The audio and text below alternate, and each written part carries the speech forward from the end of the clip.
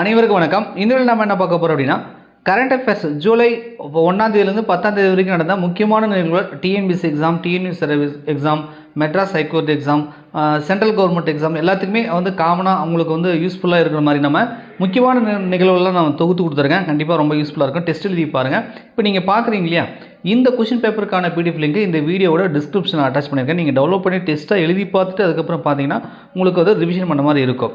முதல் கேள்வி பாருங்கள். ரஷ்யாவின் உயரிய விருதான ஆர்டர் ஆஃப் ஆண்ட்ரூ விருது யாருக்கு வழங்கப்பட்டது அப்படின்னு சொல்கிறாங்க. ஸோ இப்போ ரீசெண்டாக பார்த்திங்கன்னா நம்ம பிரதமர் நரேந்திர மோடி அவர்கள் ரஷ்யாவுக்கு சுற்றுப்பயணம் போயிருப்பார். ஸோ அப்போ பார்த்திங்கன்னா இந்த விருது கொடுத்துருக்காங்க. இது ரஷ்யாவோட ஒரு உயரிய விருதுன்னு சொல்கிறாங்க. இது கிட்டத்தட்ட பார்த்திங்கன்னா 2019 அறிவிச்சிட்டாங்க. அதுக்கப்புறம் கொரோனா வந்ததுனால பிரதமர் மோடி அவர்கள் அந்த நாட்டுக்கு போகலை. ஸோ இப்போ ரீசெண்டாக போனதுனால அந்த விருது இப்போ கொடுத்துட்டாங்க. ஸோ நரேந்திர மோடி அவர்களுக்கு தான் இந்த விருது கொடுத்துருக்காங்க. அகழ்வாய்வில் மூங்கில் கம்புகள் ஊன்றிய குழிகள் கண்டறியப்பட்ட கீழடி எந்த மாவட்டத்தில் உள்ளதுன்றாங்க. ஸோ இப்போ பார்த்தீங்கன்னா இந்த கரண்ட் அஃபேர்ஸ் கொஷின் இன்றைக்கி நடந்தது குரூப் 1. நேற்று ஒரு எக்ஸாம் நடந்தது குரூப் 1C குரூப் 1Bன்னு. அந்த எக்ஸாமில் அந்த கேள்வி கேட்டிருந்தாங்க, கீழடி எந்த மாவட்டத்தில் அமைந்துள்ளதுன்னு சொல்லி. ஆக்சுவலாக சிவகங்கை. கீழடி பார்த்திங்கன்னா ரொம்ப ஒரு நிறைய பொக்கிஷமான நிறைய விஷயங்கள் அகழ்வாயில் கிடைக்குது. இப்போ ரீசெண்டாக இது ஒன்று கிடைச்சிருக்கா. இதுக்கு முன்னாடி கூட பார்த்திங்கன்னா பேப்பரில் மீன் உருவம் பொறித்த பானை ஓடுகள் பானை இருக்கும்ல, அந்த ஓடில் அந்த மீன் உருவம் பொறிச்ச மாதிரி அந்த மாதிரிலாம் கிடைச்சதான். நிறைய விஷயங்கள் பார்த்திங்கன்னா அகழ்வாயில் கிடைக்குது. கிட்டத்தட்ட 10ஆம் கட்ட அகழ்வாய்வு கீழடியில் நடக்குது. ரைட்டா. இது சிவகங்கை மாவட்டத்தில் இருக்குது. இந்த கேள்வி ரொம்ப ரொம்ப இம்பார்ட்டன்ட். இது இப்போ ரீசெண்டாக கூட கேட்டாங்க. ரைட்டா. அதாவது நேற்று நடந்த எக்ஸாமில் கேட்டாங்க.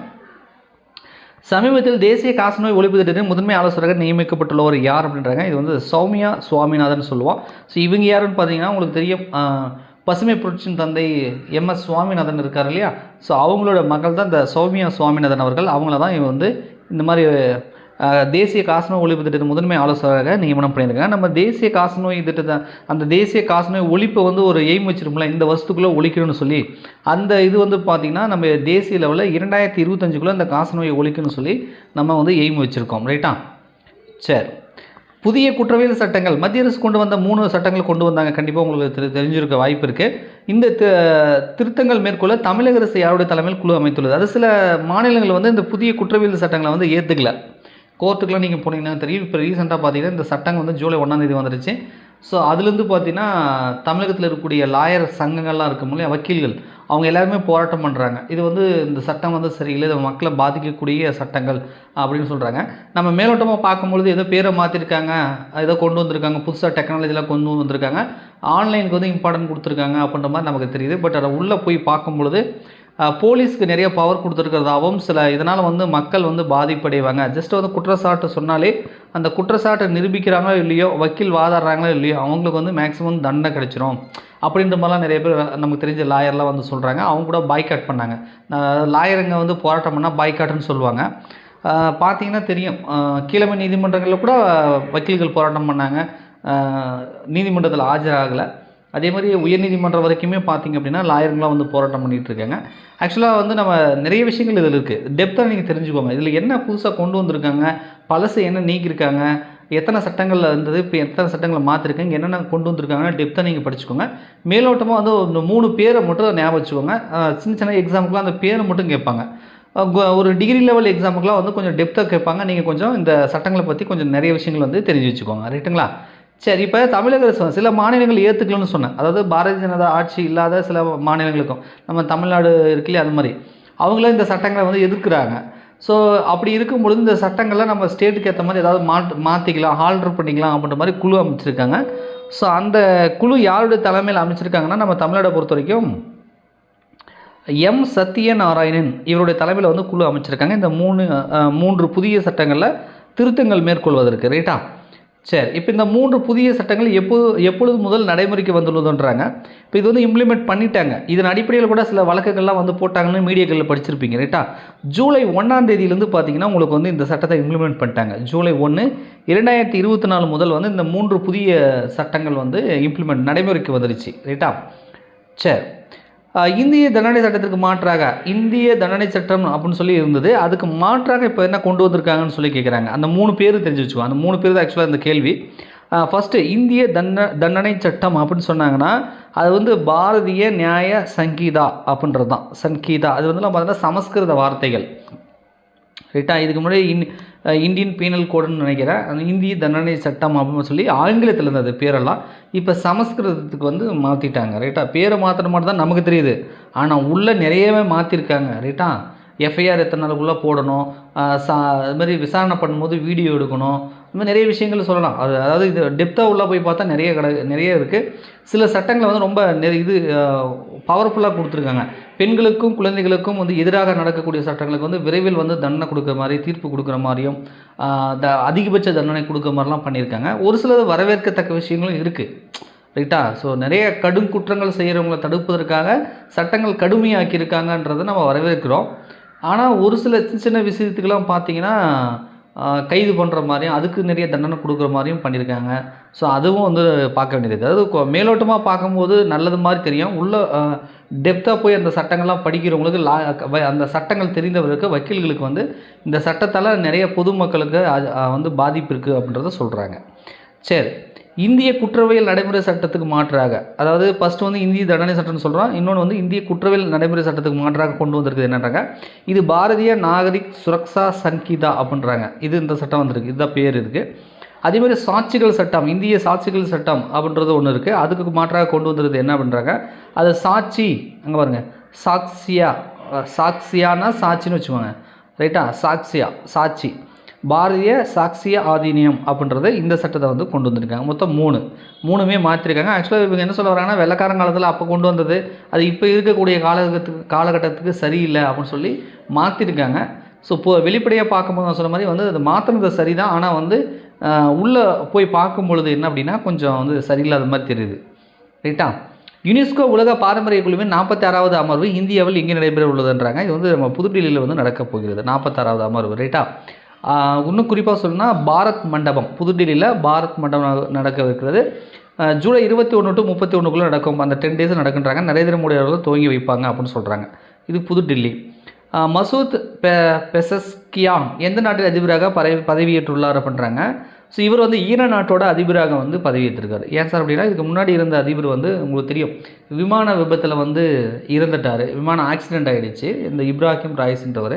ஸோ அவர் விமான விபத்தில் இறந்ததுனால புதிய அதிபர் வந்து ஈரான் நாட்டுக்கு வந்து செலெக்ஷன் பண்ணியிருக்காங்க. அவர் தான் இந்த மசூத் பெசஸ்கியான். அதுக்கப்புறம் பார்த்தீங்கன்னா கியர் ஸ்டார்மர் எந்த நாட்டின் பிரதமர், அவர் வந்து அதிபர், இவர் வந்து பிரதமர். இவர் பிரதமராக ஏற்றுள்ளார் அப்படின்றாங்க. ஸோ உங்களுக்கு தெரியும் இங்கிலாந்து இருக்கு இல்லையா, பிரிட்டன், இங்கிலாந்தில் வந்து எலெக்ஷன் நடந்தது. ஸோ அதில் வந்து பார்த்திங்கன்னா தொழிலாளர் கட்சியை சார்ந்தவர் வெற்றி பெற்று இந்த கியர் ஸ்டார்மர் வந்து இப்போ இங்கிலாந்தோட புதிய பிரதமராக பதவியேற்றிருக்கார். இதுக்கு முன்னாடி யார் சார் இருந்தாங்கன்னா, இந்திய வம்சாவளியை சார்ந்த ரிஷி சுனக், கேள்விப்பட்டிருப்பீங்க. இந்திய வம்சாவளி ரிஷி சுனக் அப்படின்றவர் பிரதமராக இருந்தார். இப்போ அவர் வந்து தோத்துட்டார். இப்போ இவங்க வந்து பிரதமராக வந்து பதவியேற்றிருக்காங்க. இதையும் தெரிஞ்சு வச்சுக்கோங்க. ரைட்டுங்களா? என்செஃபலைட்டிஸ் எனப்படும் மூளை தாக்கம் பாதிப்புக்கு காரணம் என்ன பண்ணுறாங்க. இது வந்து கேள்விப்பட்டிருப்பீங்க. இப்போ ரீசெண்டாக கேரளாவில் சில பேர் இறந்ததாகவும் சில குழந்தைகளை வந்து இதனால் பாதிக்கப்பட்டதாகவும், இதனால் பாதிக்கப்பட்டாங்கன்னா கிட்டத்தட்ட ஒரு 90% மேலே வந்து இறப்பு தான் வந்து ஏற்படுது அப்படின்ற மாதிரி வந்து சொல்லியிருப்பாங்க. இது எதனால் ஏற்படுது அப்படின்னு பார்த்தீங்கன்னா, அமீபான்னு சொல்லக்கூடிய ஒன்றுனால ஏற்படுது. நம்ம மாசடைந்த நீச்சல் குளம் அது மாதிரி வந்து அதாவது அழுக்கான தண்ணி வச்சுக்கோங்களேன்.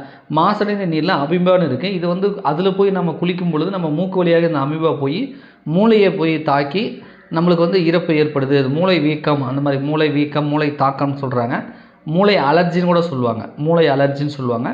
ஸோ அந்த மாதிரி ஏற்பட்டு வந்து இறப்பு ஏற்படுகிறதுன்னு சொல்லி ஒரு புதிய வியாதி மாதிரி இதெல்லாம். ரைட்டா? இது வந்து வந்திருக்கு. இது அமீபா தான் இதுக்கான காரணம்.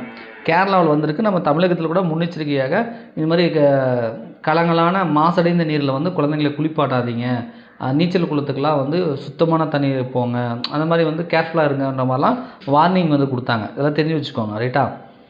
உலகின் முதல் சிஎன்ஜி இருசக்கர வாகனம் அறிமுகம் செய்துள்ள நிறுவனம் இதுன்றாங்க. சிஎன்ஜினா அந்த அழுத்தப்பட்ட இயற்கை வாயுன்னு சொன்னோம்ல தமிழில், கம்ப்ரஸ்டு நேச்சுரல் கேஸ்ன்னு சொல்லுவோம். இதில் மீத்தேன் தான் அதிகமாக இருக்குன்னு நினைக்கிறேன். இது வந்து பார்த்திங்கன்னா இயற்கை வாயுன்னு நம்ம சொல்லுவோம் பொதுவாக. இது வந்து பெட்ரோல் டீசலை விட ஓரளவுக்கு வந்து குறைவான விலையில் கிடைக்கும் அப்படின்னு சொல்கிறாங்க. அதே மாதிரி இயற்கை சூழலுக்கு, சுற்றுச்சூழல் மாசுபடாது. இது வந்து இயற்கை நேச்சுரல் கேஸ்ன்றதுனால சுற்றுச்சூழல் வந்து பாதிப்பு அடையாது அப்படின்றதும் சொல்கிறாங்க. இப்போ சுற்றுச்சூழல் பாதிப்பு அடையக்கூடாதுன்னு சொல்லி தான் நிறைய சோலார் பைக், சோலார் பைக்கு, நம்ம எலக்ட்ரிக் ஸ்கூட்டர், மின்சார பைக் அது மாதிரிலாம் நிறைய கண்டுபிடிக்கிறாங்க. இப்போ புதுசாக பார்த்தீங்கன்னா உலகில் ஃபஸ்ட் டைம் வந்து இருசக்கர வாகனத்துக்கு, ஏற்கனவே காரு ஃபோர் வீலருக்குலாம் ஏற்கனவே இருக்குதுன்னு சொல்கிறாங்க. 2 வீலருக்கு வந்து இந்த சிஎன்ஜி சிலிண்டரை வச்சு பைக் வந்து இன்ட்ரடியூஸ் பண்ணியிருக்காங்க. இந்த நிறுவனம் என்னென்னா பஜாஜ் நிறுவனம். இது நம்ம இந்தியாவில் தான் இன்ட்ரடியூஸ் பண்ணியிருக்காங்க. அதுக்கான பேர் வந்து பார்த்திங்கன்னா பஜாஜ் ஃப்ரீடம் அப்படின்னு சொல்லக்கூடிய ஒரு பைக்கு. கிட்டத்தட்ட 1 லட்சத்துக்குள்ளே தான் இந்த பைக்கோட ரேட்டுன்றாங்க. விலை குறைவாக தான் இருக்குன்றாங்க. இதில் நீங்கள் சிஎன்ஜிஸ் இதுவும் கேஸும் ஃபில் பண்ணிக்கலாம். தேவைப்பட்டுச்சுன்னா பெட்ரோலும் போட்டுக்கலாம், அதுவும் போட்டுக்கலாம். 2 ஆப்ஷனுமே கொடுத்துருக்காங்க. அந்த பெட்ரோல் டேங்கில் 2 ஆப்ஷனுமே இருக்குது. நீங்கள் கேஸும் ஃபில் பண்ணிக்கலாம், தேவைப்பட்டால் பெட்ரோலும் போட்டுக்கலாம். பெட்ரோலுக்கு தீர்ந்து போச்சுன்னா இதில் ஓட்டிக்கலாம், இது தீர்ந்து போச்சுன்னா அதில் ஓட்டிக்கலாம். அந்த மாதிரி கொடுத்துருக்காங்க. நம்ம உட்காரக்கூடிய சீட்டுக்கு அடியில் இந்த சிலிண்டரை வச்சுருக்காங்க. இப்போ எல்லோருடைய கேள்வி என்ன அப்படின்னா, நீங்கள் உட்கார சீட்டுக்கு அடியில் இந்த சிலிண்டரை வச்சுருக்கீங்களே, ஆக்சிடென்ட் ஆகும்பொழுது ஏதாவது பிரச்சனை வரும்போது சிலிண்டர் வெடிச்சிடாதா அப்படின்ற ஒரு கேள்வி வரும். ஸோ இதுக்கு அவங்க தரப்பில் என்ன விளக்கம் கொடுக்குறாங்கன்னா, நாங்கள் வந்து இதெல்லாம் நிறைய டெஸ்ட் பண்ணோம். லாரியை வச்சு ஆக்சிடென்ட் பண்ணி அந்த லாரியை பைக் மேலே ஏற்றுறாங்க. யூடியூப் கூட நிறைய வீடியோ பார்த்தேன். பைக் மேலே ஏற்றுறாங்க. அப்படி ஏற்றும்போது கூட அந்த சிலிண்டர் வந்து வெடிக்காமல் அப்படியே இருக்குது. ஸோ அதனால் வந்து சிலிண்டர் ஆக்சிடென்ட் ஆனவங்களாம் வெடிக்காது. நீங்கள் தாராளமாக பயப்படாமல் இந்த பைக்கை ஓட்டலாம். அந்த சிலிண்டர் சீட்டு கடியில் தான் வச்சுருக்காங்க. ரைட்டா? பொதுவாக நம்ம பார்க்கும்பொழுது சிலிண்டருன்றது ஆபத்து. இப்படி நிறைய டீ கடை, ஹோட்டல் கடைலாம் பார்த்தீங்கன்னா அப்பப்போ வந்து சிலிண்டர் வெடித்து தீ விபத்து வெடிச்சிருச்சுன்னு சொல்லுவாங்க. ஒரு பாம்புக்கு வந்து ஈக்குவலாக வந்து நம்ம சிலிண்டர் பார்ப்போம். சிலிண்டரை கையாள்வது என்பது கொஞ்சம் கேர்ஃபுல்லாக இருக்குன்னு சொல்லுவாங்க. பட் அந்த சிலிண்டரே சீட்டு கடியில் வச்சுருக்காங்க. இந்த பைக்கை வாங்கலாமா வேணாமா, ஓட்டலாமா நிறைய பேர் யோசிச்சுட்டு இருப்பாங்க. ஆனால் வந்து இந்த சிஎன்ஜி இந்த சிலிண்டர் வந்து இயற்கை வாயு, இது அந்தளவுக்கு வெடிக்காது, இது பாதுகாப்பானதுன்னு சொல்கிறாங்க. மக்கள் அதை நிறைய பேர் அந்த பைக்கை வாங்கி அதை ஓட்டும் பொழுது தான் என்ன விஷயம்னு தெரியும். ரைட்டா? சரி, பார்க்கலாம், பொறுத்திருந்து பார்ப்போம். உலக விலங்கு வழி நோய் தினம், அதாவது விலங்கு மூலியமாக செல்லப்பிராணிகள் மூலியமாக வந்து நம்ம மனுஷனுக்கு தாக்குது இல்லையா, அந்த நோய் வந்து ஒரு தினம், அது விழிப்புணர்வு தினம்னு வச்சுக்கோங்களேன். இது வந்து ஜூலை 6ஆம் தேதி அனுசரிக்கிறாங்க. நோமடிக் எலமெண்ட் 2024 என்பது எந்த நாட்டுக்கும் இந்திய கூட்டு இராணுவ பயிற்சி செய்வதன் பெயர்ன்றாங்க. அது என்ன சார் நோமடிக் எலமெண்ட்டாக, அது ஒரு நாடோடி ஏன்னு தமிழில் டிரான்ஸ்லேஷன் கொடுக்குறாங்க.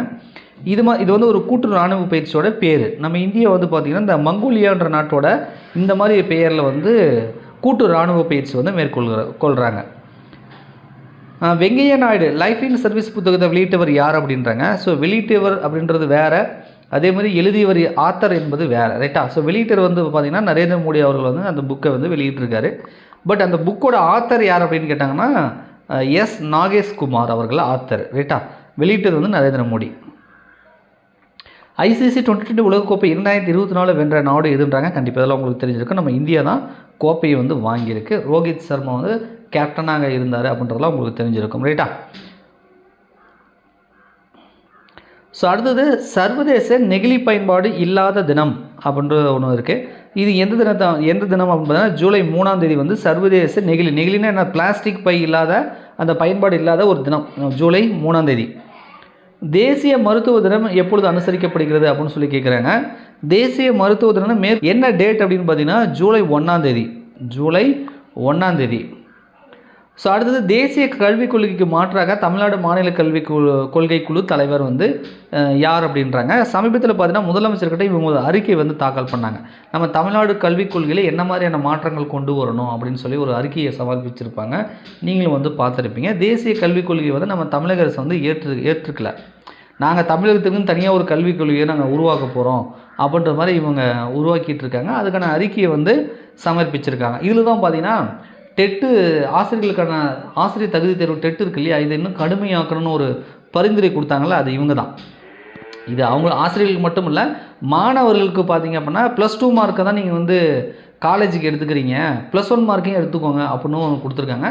அதே மாதிரி கல்லூரி செய்வதற்கு வந்து எந்த ஒரு என்ட்ரன்ஸ் எக்ஸாமும் தேவையில்ல, +1 +2 மதிப்பே போதுமானது அப்படின்ற மாதிரி அறிக்கை கொடுத்துருக்காங்க. ஸோ இது மாதிரி சொன்னால் நிறைய சொல்லிட்டு போகலாம். தமிழ் மொழிக்கு இம்பார்ட்டன்ட் கொடுக்கணும், தாய்மொழிக்கு இம்பார்ட்டன்ட் கொடுக்கணும். அதே மாதிரி ஸ்போக்கன் இங்கிலீஷ் வகுப்பு இருக்கு இல்லையா, ஸோ அதே மாதிரி இப்போலாம் வந்து தமிழே பேச தடுமாறுறாங்க நிறைய பேர் அப்படின்னு சொல்லி ஸ்போக்கன் தமிழ் அப்படின்னு சொல்லி ஒரு இதை கொண்டு வரணும் பள்ளிகளில் அப்படின்ற மாதிரி சொல்லி நிறைய விதமான அந்த அறிக்கையில் இதை வந்து கொண்டு வந்திருக்காங்க. அரசுக்கு வந்து பரிந்துரைகள் வந்து கொடுத்துருக்காங்க. அப்படி எடுக்கலாம், பரிந்துரைகள் வந்து கொடுத்துருக்காங்க. ரைட்டா?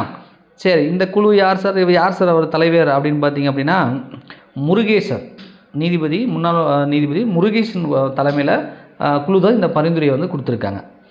சரி, கடைசி கேள்வி உங்களுக்கான கேள்வி. இந்த கேள்விக்கு விடை தெரிஞ்சது அப்படின்னா கமெண்ட்ஸில் கமெண்ட் பண்ணுங்கள். வீடியோ பிடிச்சா மறக்காமல் லைக் பண்ணுங்கள். தொடர்ச்சியாக நீங்கள் கரண்ட் அஃபேர்ஸ் ரிவிஷன் பண்ணணும் அப்படின்னா நம்ம சேனலை மறக்காமல் சப்ஸ்கிரைப் பண்ணி ஃபாலோ பண்ணிக்கோங்க. கரண்ட் அஃபேர்ஸ் 2024 சொல்லி நம்ம யூடியூப் சேனலில் தனியாக ஒரு பிளேலிஸ்ட் இருக்கும். அந்த பிளேலிஸ்ட்டில் இருக்கக்கூடிய வீடியோக்களை செக் பண்ணி பாருங்கள். வேணால் பிளேலிஸ்ட்டுக்கான லிங்க் இந்த வீடியோவோட டிஸ்கிரிப்ஷனில் வந்து நான் கொடுக்குறேன். ஓகேவா? சரி, பாரிஸ் ஒலிம்பிக் போட்டி இப்போ வந்து பார்த்தீங்கன்னா ஜூலை 26 தொடங்க போகுதுன்னு சொல்கிறாங்க. இந்த பாரிஸ் ஒலிம்பிக் போட்டியில் கலந்து கொள்ளக்கூடிய நம்ம இந்தியாவை சேர்ந்த 28 பேர் தடகள வீரர்கள் வந்து 28 பேர் கலந்துக்க போகிறாங்க. இந்த 28 பேருக்கு வந்து தலைமை தாங்குபவர் யார்? ரைட்டா, தலைமை இந்த 28 பேருக்கு வந்து ஒரு ஹெட் இருப்பார் இல்லையா, தலைமை தாங்குபவர். அவர் யார் அப்படின்னு சொல்லி வந்து கேட்குறாங்க. வேணா உங்களுக்கு ஒரு சின்ன குழு கொடுக்கட்டுமா? என்ன குழு அப்படின்னு பார்த்தீங்கன்னா, இவர் யார் அப்படின்னு கேட்டாங்கன்னா, இதுக்கு முன்னாடி ஈட்டி எறிதலில் இவர் வந்து கோல்டு மெடல் வந்து வாங்கியிருக்காரு. ஸோ அவர் தான் தலைமை தாங்குறாரு. அவருடைய பேர் தெரிஞ்சது அப்படின்னா கமெண்ட்ஸில் கமெண்ட் பண்ணுங்கள். நன்றி, வணக்கம்.